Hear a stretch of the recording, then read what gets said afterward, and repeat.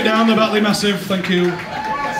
So I'd just like to say, as the last performer, it falls upon me to thank our compere Jim for all his hard work over the last 8 weeks. He's been fantastic. Thank you, Jim. But he is very, very strict. He did say to me that I have a tendency to overrun. If I go on for too long, he'd have no option but to come on stage and pull me off. So, get fucking comfortable, alright? Anyway, my name is Graeme, I'm 41, and I have a confession. Is he there? Okay, alright. Most action I've seen in weeks. So my name's Graeme, I'm 41, and I have a confession to make. I am addicted to Twitter, which is not easy when you look like this. Just to clear up a few misconceptions, I am not a gammony racist prick. I am not growing this beard to look more Muslimic for my Muslim brothers. And I am not a pound shop tribute to Rag and fucking Bone Man. Thank you, you're £2.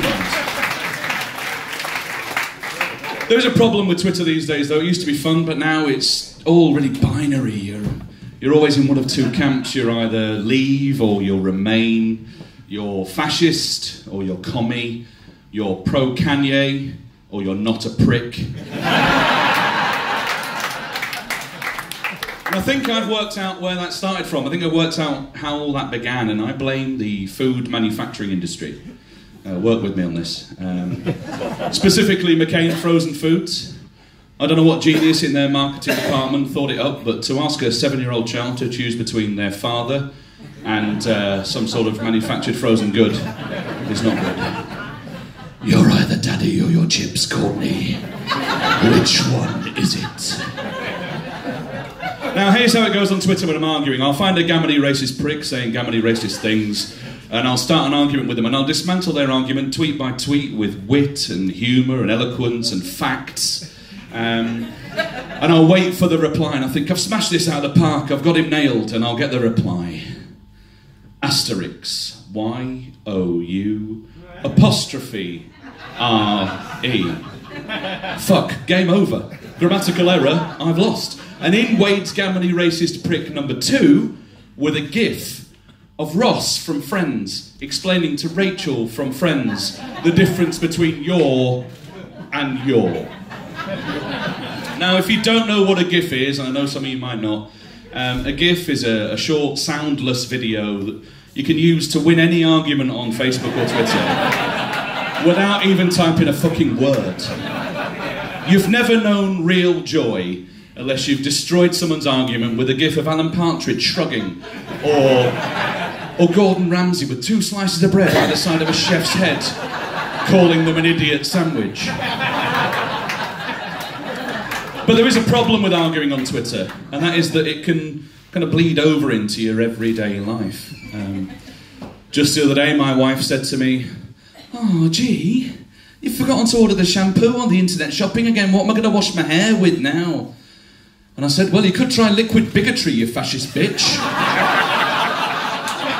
Hashtag awkward. Now, when I'm not arguing on Twitter, I am a parent. I've got 2 kids, 9 and 11. That's not their names. I would not name my children after such a horrific event in which many people died.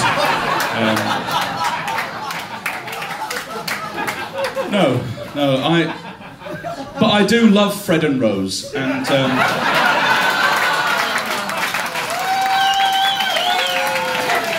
thank you. I thought of that at 4 AM yesterday, thank you.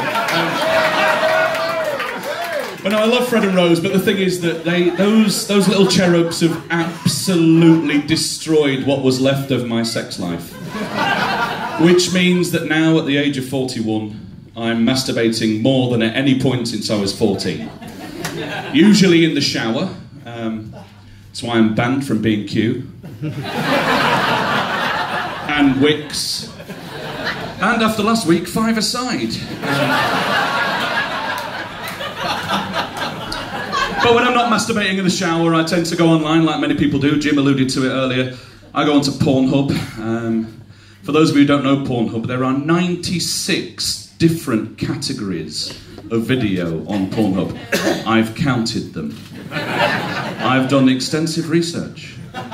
Now, with 96 different categories, as you can imagine, there are thousands, if not millions, of videos to choose from, but they've made it easy for you because there is a system with which you can choose. And that is that other people who have just finished cracking one out will rate a video with a simple thumbs up system. Now, I don't know who finishes it and thinks, oh, I need to let someone I don't know understand that this is good wank material. I also discovered very recently, thanks to this course, that Pornhub also has a share button. And for that I must thank our last performer, Elliot, who... not so proud now, are we, Uncle Rory?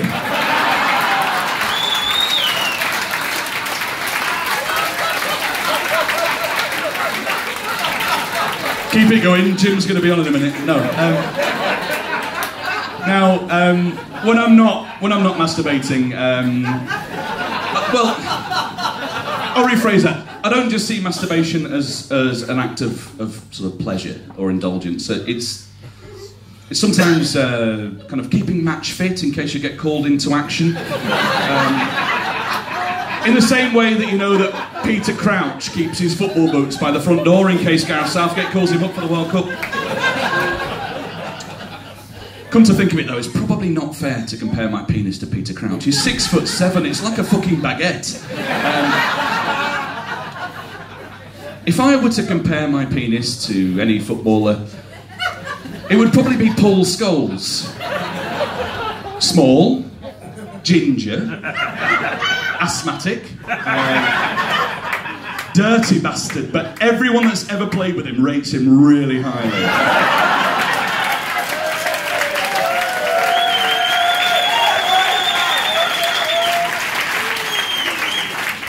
Thank you. Now, occasionally, I actually get to have real sex, occasionally. And here's how it goes. We'll get the kids off to bed, make sure they're asleep.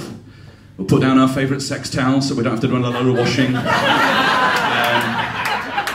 then we'll get down to the good stuff. Spooning quietly, we don't want to wake them up now, do we?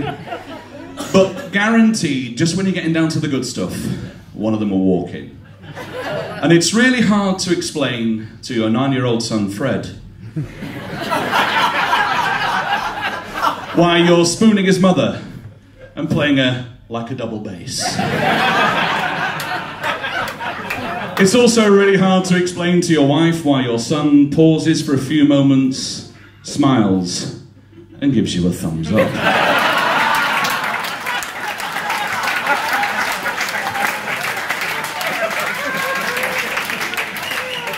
Just like to point out, my father-in-law is in the audience, as is my wife. And I remembered about 20 minutes before coming on that my father used to play the double bass in an orchestra. My mother-in-law is a lucky lady. And that's not even a lie. Anyway, apart from the sex, I will just say that you know, cancer is something we need to be worried about. You need to be aware of all the signs. And recently I had cause to go to the doctor. This is a true story, because I noticed something unusual with my stools. So I went to the doctor, and within about 2 or 3 minutes of being there, I was up on the gurney that he keeps in his office for some bizarre reason. And I was cuddling my own knees with my pants around my ankles, and woof! Straight up with what felt like the fat end of a pool cue. And I discovered 2 things that day. 1, if you eat too much beetroot, your shit looks bloody. True story. And 2, the joys of pegging. Now, Charlie here is laughing at that, which means that Charlie is a dirty bastard. Okay? If you're not laughing at that, go home, get your phone out, incognito mode, Google pegging, and just think of that as a little present from your Uncle Jim. Alright? Now, I'm nearly done, It's got that pegging straight, thumbs up straight away, well done, Charlie. Yeah, he knows. So, just a quick shout. Any single ladies in, or any ladies planning to be single soon? We could always ask that one. Give us a shout. Single ladies, give us a shout. Oh, there's one in the front row. Can I give you some advice? Piece of advice. Next time you're in the market, get yourself a fat lover, all right? Big guy, okay? Because we're really grateful to be there. We're very giving lovers. And the other fringe benefits of that are that you don't really need to worry about sort of grooming and personal hygiene, okay? Because you don't get to be morbidly obese without being willing to eat the most disgusting thing on the menu.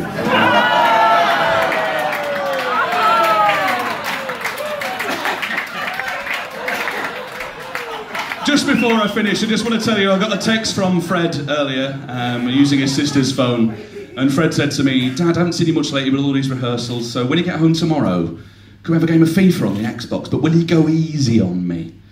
And I texted him back and I said, oh, Fred, man up. You're such a snowflake. And he replied, asterisk, Y-O-U, apostrophe, R-E. So proud. But looking at the time, it looks like Jim's never going to come on and deliver his promise, so I'm off backstage for a shower. Thank you very much.